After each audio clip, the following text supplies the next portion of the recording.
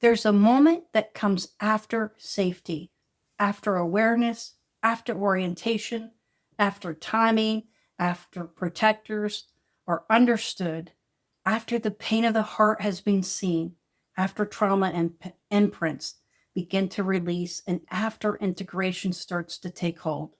It's subtle at first, but something shifts. You realize you're no longer reacting the same way in some areas of your life, not because you're trying to be different, not because you're forcing control, but because the denseness of the stuck emotion or trauma is no longer there. And you are now filled up with more light. Pieces of your soul has now integrated within the new you. Pieces of your soul has now integrated within the new you. That change is what emotional freedom actually is. Emotional freedom doesn't mean you never feel strong emotion. It doesn't mean life stops being challenging. It doesn't mean you're calm all the time. Emotional freedom means you are no longer hijacked by that trauma or emotional stuckness. And when it comes to that part of your life, you can feel anger without losing yourself in it. You can feel sadness without collapsing. You can feel fear without deciding for you. This is the process where the unfolding what no longer serves you. And that's where choice begins. It's like peeling back layers of an onion. Hi, I'm Sheila, certified stress management coach, here to help you stress less, find more emotional peace so you can move from emotional survival to emotional peace. Before we continue, let's take a 5-second breath together. We're going to breathe in steadiness for 5. We're going to hold presence for 5.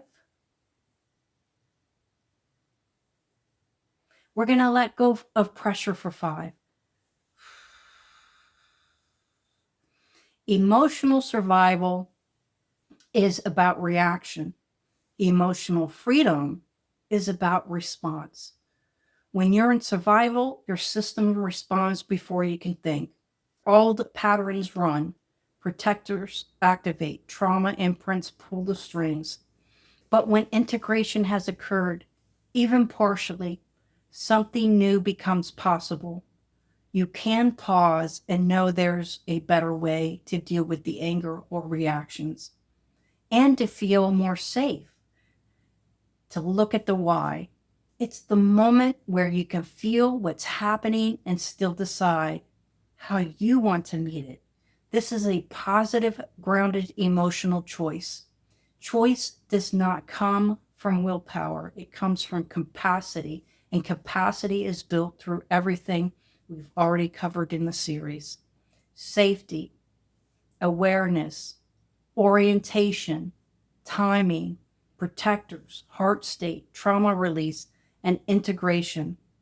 Without those, choice is just a concept.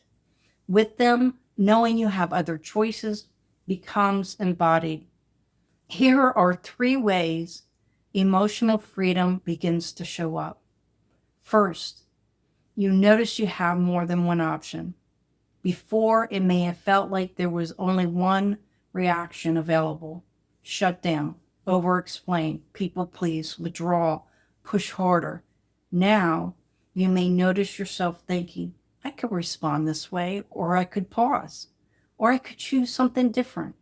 That noticing alone is freedom. Piece tip 1. When you feel a familiar reaction rise, ask, what options do I have right now? Even naming 2 options expands choice. Second, you stop abandoning yourself to keep the peace. Emotional freedom includes the ability to stay connected to yourself even when others are uncomfortable, even when there is tension, even when you don't have certainty. You may still care, you may still feel empathy, but you are no longer sacrificing your inner stability to manage someone else's emotions. Piece tip 2. When you feel the pull to override yourself, ask, what would staying with myself look like right now? Third, your choices begin to feel aligned rather than reactive. You're no longer choosing just to escape discomfort. You're choosing based on values, truth, and self stewardship. This is where sovereignty begins to take root. Not dominance, not control, but self leadership. Emotional freedom doesn't remove emotion, it allows emotion to move through you without owning you. And this doesn't happen once, it happens moment by moment. Some days choice feels clear, some days it feels subtle, some days you still default to old patterns. That doesn't undo your progress. It means you're human. What matters is that you can now return to safety, return to awareness, return to orientation, return to choice. In the next video, we'll work directly with this through a peace mantra that supports choosing peace one moment at a time without bypassing what you feel. And after that, we'll move into embodiment, what it means when emotional peace becomes something you live, not something you reach for.